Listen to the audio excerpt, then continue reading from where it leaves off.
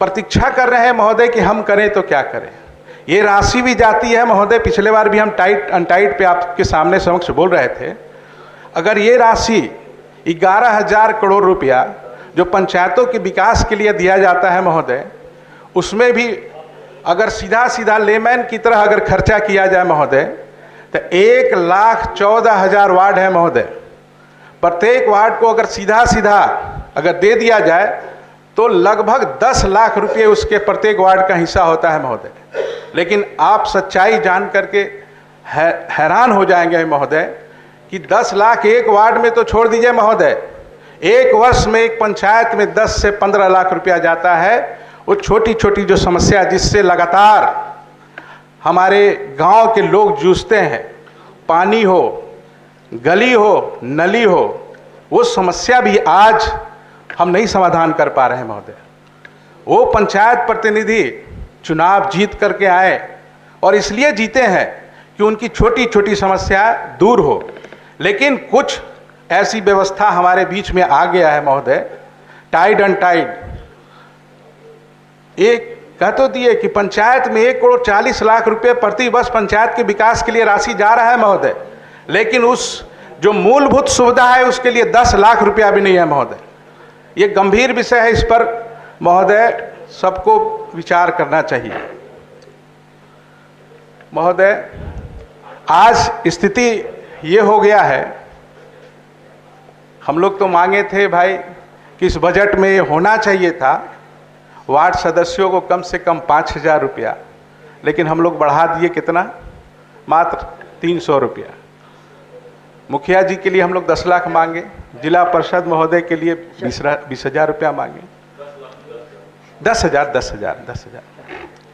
आज इतना निराशा है महोदय कि आप लगातार देखते होंगे कि वार्ड सदस्य सामूहिक रूप से इस्तीफा देने के लिए तैयार है, और ठीक उसी राह पे हमारे तमाम मुखिया, हमारे अपने क्षेत्र की बता रहे हैं महोदय, लगभग 550 पंचायत है, उसमें 400 मुखिया हमारे पास आए और कहते हैं रिंकू जी हम लोग चाहते हैं कि एक बार पटना में चल के सामूहिक इस्तीफा दे दें। माननीय सदस्य संक्षेप किया जाए। बस ज़्यादा नहीं, क्योंकि सरकार का उत्तर भी होना है। जी महोदय, ज़्यादा नहीं महोदय। आज हाँ, ये मैं तो ये स्थिति है महोदय, लेकिन ठीक है महोदय, ये कहना जरूरी है कि समय कम, लेकिन ये विचार अगर हम यहाँ नहीं करेंगे तो कहाँ करेंगे। ये सदन इसी के लिए तो है महोदय, और हम लोग इसी के लिए बने हैं। सच्चाई रॉ जनता जो चाहती है वो आपके बीच में समक्ष रख देना चाहते हैं। और सरकार, माननीय मंत्री जी पिछले बार बोले कि हम लाचार हैं, हम नहीं कर पाएंगे। महोदय, सरकार अगर लाचार हो जाएगी तो हम किसके पास जाएंगे। यहाँ तो सरकार को स्पष्ट निर्णय लेना चाहिए महोदय कि जो भी अगर सरकार बनती है जनता के लिए, जनता की समस्याओं के समाधान, उसकी सुविधा के लिए, लेकिन आज हम लोग जिस तरीके से पंचायत प्रतिनिधि लाचार है, ठीक उसी प्रकार हम लोग सदन में भी जिस तरह का जवाब आता है महोदय, हम लोग भी लाचार ही महसूस करते हैं। और जहाँ तक महोदय नगर निगम, नगर क्षेत्र में विकास की बात, उस पर भी हमको जाना चाहिए महोदय, क्योंकि मैं उसका भी प्रतिनिधि करता हूँ। सर्वप्रथम जितने भी हम लोग तो सरकार नए जितने भी नगर परिषद का गठन किया महोदय, आज वहाँ पर पदाधिकारी नहीं है महोदय। आज एक एक पदाधिकारी के पास 3-3, 4-4 नगर परिषद का क्षेत्र है महोदय, और हम चाहते भी हैं कि विकास करें, लेकिन वो पदाधिकारी कहते हैं कि भाई मेरे पास समय नहीं है। आज प्रतिनिधि लाचार है महोदय। आज और गंभीर बात बताते हैं महोदय कि नगर निगम में अस्थाई सशक्त अस्थाई कमेटी है महोदय। जिस तरीके से राज्य सरकार यहाँ अपना जो भी विकास के लिए बनाता है कार्यक्रम, ठीक उसी प्रकार नगर निगम में नगर निगम अस्थाई समिति अपने क्षेत्र के विकास के लिए योजना बनाती है।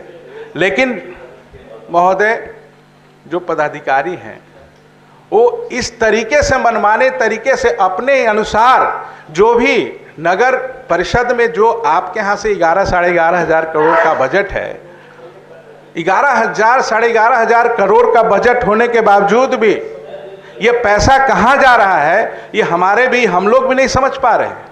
ये जस्ट लाइक महोदय, हम लोग बचपन में हवा मिठाई बचपन में हम लोग देखते थे कि भाई 10 रुपया 5 रुपया में इतना बड़ा होता था, जब मुंह में जाता था पता ही नहीं चलता था कि वो मिठाई गया कहाँ।